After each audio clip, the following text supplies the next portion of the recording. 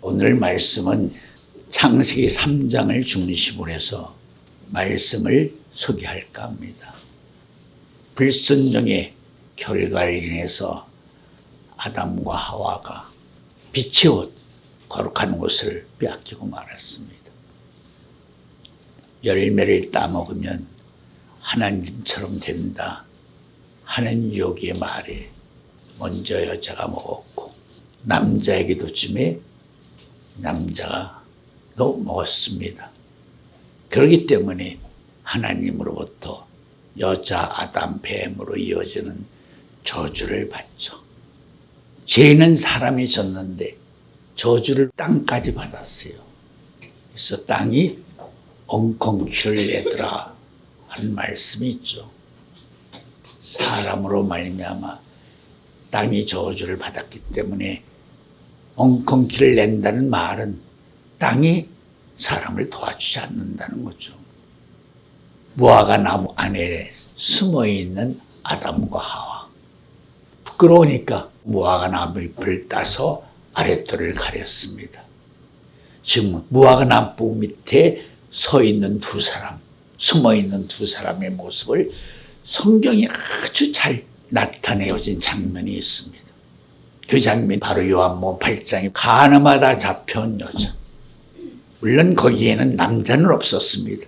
남자가 없다는 말은 의도적인 행위 속에서 예수님의 입장을 어떻게든지 긍지로 몰기 위한 사건, 그렇게 말할 수 있다는 거죠. 원칙으로 말하면 남자도 당연히 붙잡아 와야 됩니다. 남자는 오지 않았습니다. 그들의 질문이 뭐죠? 율법으로는 그냥 재판 없이 이 여자 돌로 쳐 죽여도 됩니다. 당신은 어떻게 하겠습니까? 이 사건은 곧 무화과 나무 아래 숨어 있는 아담과 하와와 똑같은 환경입니다. 하나 다른 것이 있다면 두 남녀가 있어야 될 자리인데 남자는 빠지고 여자만 있는 모습입니다. 사람들은 빨리 예수님 입에서 어떤 결정적인 말씀이 나오기를 기다리고 있습니다. 여기서 우리가 한 가지를 깊이 생각해야 될 부분이 있습니다. 지금 가늠한 여자를 끌고 온 사람들은 율법에 의해서 여자를 처단하시기를 바라는 사람들이죠. 율법으로는 당연히 돌로 쳐 죽여야 됩니다. 그러나 예수님은 이 땅에 은혜와 진리로 오셨습니다. 죄인을 구원하러 오신 분이십니다. 그 점이 그 상황 속에서 드러나고 있는 차이점입니다. 예수님의 은혜와 진리로 오시지 않았다면 당연히 예수님도 그래 돌로 쳐 죽여야지 마땅하지 그렇게 말씀하실 수밖에 없습니다. 근데 예수님은 은혜와 진리로 죄인을 구원하러 이 땅에 오신 분이십니다. 그렇기 때문에 그분은 어떻게든지 그 여자를 율법에서 구원해내야 됩니다. 율법이 요구하는 그 대상을 예수님은 율법으로 판단하지 아니하시고 은혜와 진리로 판단하셔야 됩니다. 그래서 예수님이 땅에 글을 쓰셨습니다. 여기서 땅이란 말은 우리가 밟고 다니는 땅이라고 말할 수 있지만 가늠한 여자들 데려온 그들도 다 땅 같은 존재입니다. 예레미야 20장 땅이여 땅이여 땅이여 세 번 땅을 치는 말씀이 있죠. 즉 예수님의 땅에 글을 쓰셨다는 말은 영적인 입장에서 말하면 그들의 심전의 땅을 예수님이 치고 계신다. 만약에 그들 중에 정말 가늠하지 않는 사람들이 여자를 정죄한다면 예수님도 어떻게 할 도리가 없었을 거예요. 그런데 그들도 똑같이 가늠한 자입니다. 예수님의 입장으로 보면. 그렇기 때문에 예수님이 그들의 마음의 땅을 칠 수가 있었습니다. 뭐라고 쳤죠? 죄 없는 자가 먼저 치라. 예수님이 이 의미의 말씀을 다른 입장으로 설명한 부분이 여러 군데 있습니다. 사람들의 피를 제물의 피와 같이 곁들여서 제사를 드리는 내용을 보고받았습니다. 그러자 뭐라 했죠? 그 사람들이 너희들보다 죄가 많아서 그렇게 쓰임받은 것이 아니다. 너희들 회개하지 않으면 그렇게 돼.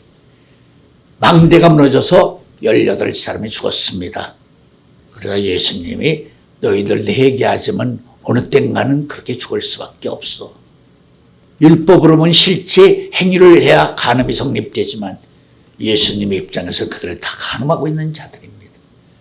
간음한 자들이 간음한 여자를 끌고 와서 간음죄를 지적하며 돌로 쳐 죽이라고 요구하고 있는 그 시대의 모순점을 바라보시면서 예수님이 땅에다 글을 쓰였다. 예수님이 땅을 쳤다. 그래서 그들이 서서히 하나둘 다 사라지고 말았다. 이 모양은 창세기 3장의 입장에서 본다면 예수님이 아담과 하와에게 가죽옷을 만들어서 입히시는 순간이다. 여자에게 묻죠. 너를 정죄하는 사람이 있느냐? 아무도 없습니다. 나도 너를 정죄하지 않겠다. 더 이상 죄를 짓지 말아라. 그 말씀의 순간이 나무 밑에 숨어있던 아담과 하와에게 하나님이 가죽옷을 입히는 순간이었다. 비록 저주받은 아담과 하와였지만 하나님이 아담과 하와에게 자비와 긍휼을 베풀어 주시다.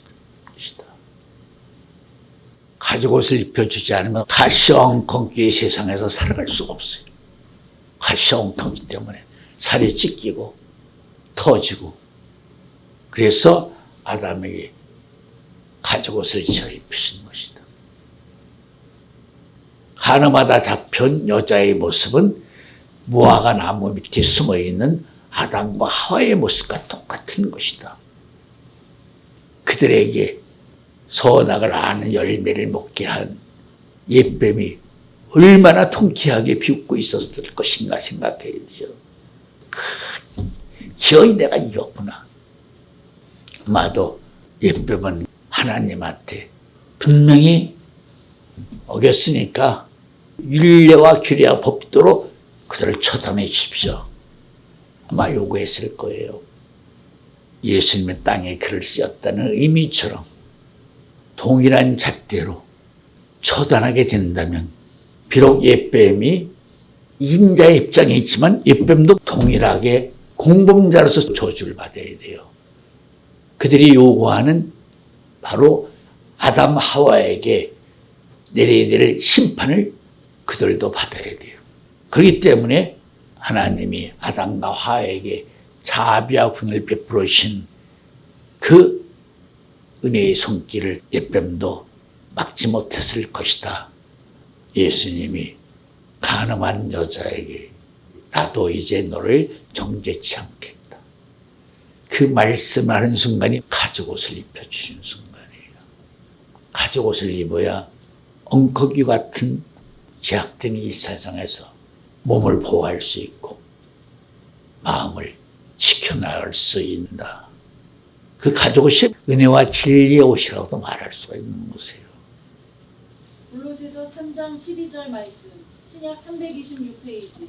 그러므로 너희는 하나님의 택하신 거룩하고 사랑하신 자처럼 긍휼과 자비와 겸손과 온유와 오래 참음을 옷 입고.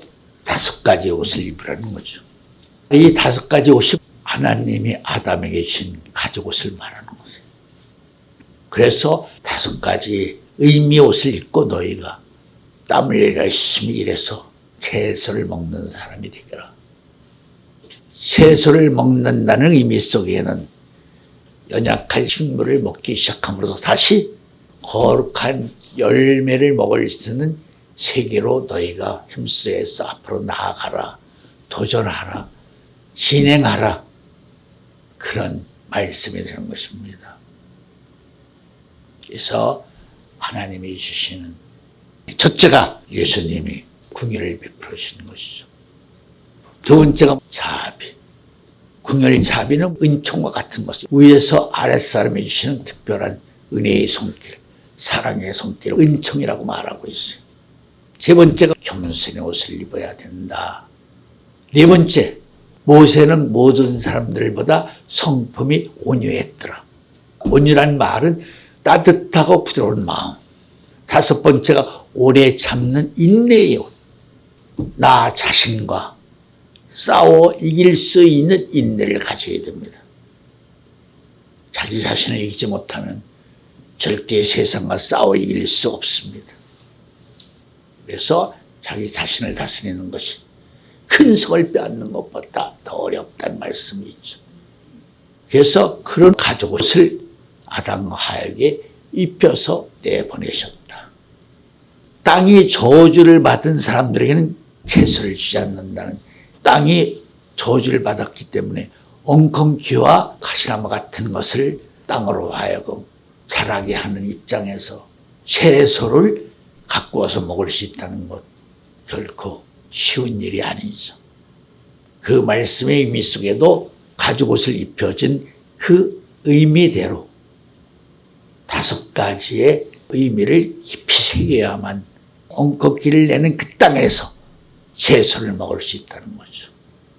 저주의 한 틈새에서 축복을 받는 모습이라고도 말할 수가 있는 것입니다. 기도 올리겠습니다.